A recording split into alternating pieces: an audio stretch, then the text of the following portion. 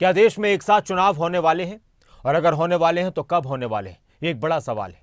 और इसको लेकर किस तरह की पेचीदगियां हैं, किस तरह की आसानियां हैं, इससे क्या कुछ फायदे होने वाले हैं, इस पर एक लंबी चर्चा चलती आ रही है। लेकिन कोविंद कमेटी ने राष्ट्रपति को रिपोर्ट सौंप दी है।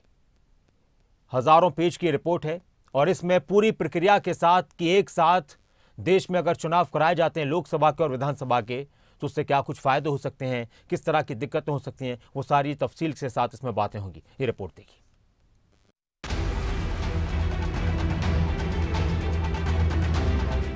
मोदी का नया दांव, एक देश एक चुनाव।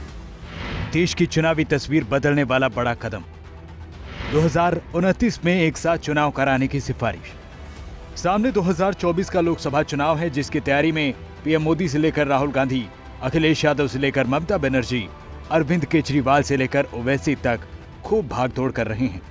देश में चुनावी मौसम है। इस बीच एक देश एक चुनाव को लेकर सबसे बड़ी खबर आई है।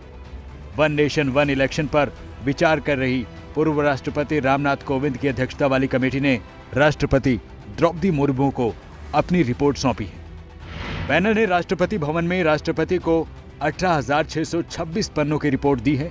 इसमें कहा गया है कि रिपोर्ट 2 सितंबर 2023 को पैनल के गठन के बाद हितधारकों और एक्सपर्ट्स परामर्श और 191 दिन की रिसर्च का नतीजा है। एक देश एक चुनाव पर 47 राजनीतिक दलों ने कमेटी को अपनी राय दी।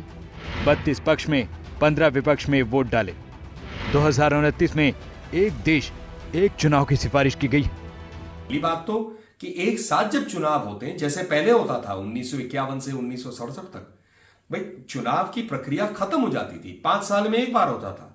पूरा प्रशासन, राजनीतिक लोग, सारे लोग जो है काम कर सकते हैं, निरंतर काम कर सकते हैं 5 साल के लिए बिना रोक के। जो नीतियां हैं 5 साल तक ना उसमें काम चलते रहता है, कोई उसमें ब्रेक नहीं आता है। सबसे पहले आपको वन नेशन वन इलेक्शन को बताते हैं। आखिर वन नेशन वन इलेक्शन है क्या? वन नेशन वन इलेक्शन का मतलब साफ है कि एक देश में एक ही समय पर सभी चुनाव हों। देश में होने वाले सभी चुनाव एक साथ कराने की सिफारिश की गई है। देश में एक साथ चुनाव कराने की चर्चाएं लंबे वक्त से रही हैं। आपको इस कदम के भारत और भारत की टैक्स देने वाली जनता को मिलने वाले फायदे के बारे में भी अब समझाते हैं। देश में चुनाव पर हर साल होने वाला भारी भरकम खर्च वन नेशन वन इलेक्शन से बचेगा। चुनाव की व्यवस्था संभालने वाले कर्मचारियों पर दबाव कम पड़ेगा। चुनाव में सरकारी कर्मचारियों की डिमांड भी कम होगी। आचार संहिता की वजह से देश में विकास के प्रोजेक्ट्स पर भी कोई रोक नहीं लगेगी, यानी विकास में किसी तरह का रोड़ा नहीं आएगा। फायदे के साथ वन नेशन वन इलेक्शन की कई चुनौतियां भी हैं। मसलन क्षेत्रीय मुद्दे नजरअंदाज हो सकते हैं। चुनाव के लिए बड़ी तैयारी करनी होगी। वोटरों के लिए इंतजाम करना चुनाव आयोग के लिए सबसे बड़ी चुनौती है। एक तो सरकारी धन का जो दुरुपयोग होता है या धन ज़्यादा खर्चा होता है समय समय पर इलेक्शन पर, वो तो बचेगा ही। लेकिन जो आचार संहिता के कारण जो डेवलपमेंट के काम रुक जाते हैं, विकास अवरुद्ध हो जाता है, उस विकास को भी गति मिलेगी।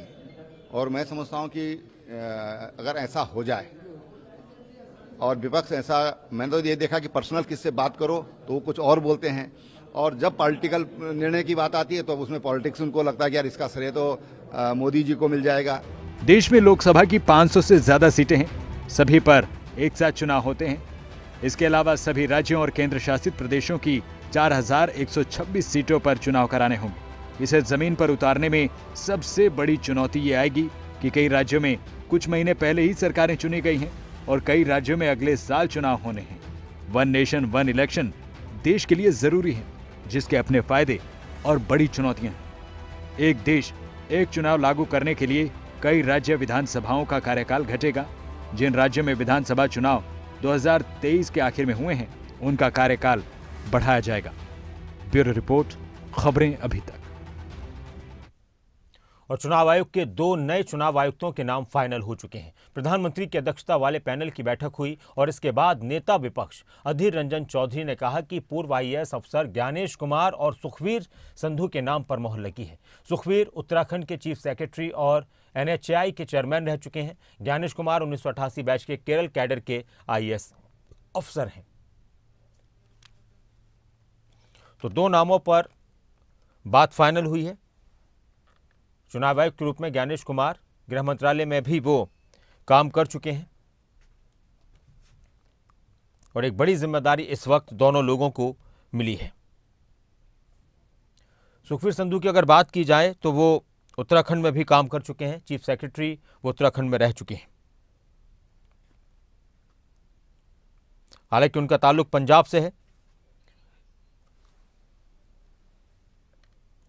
यूपी उत्तराखंड समेत केंद्र में भी उन्होंने काम किया है।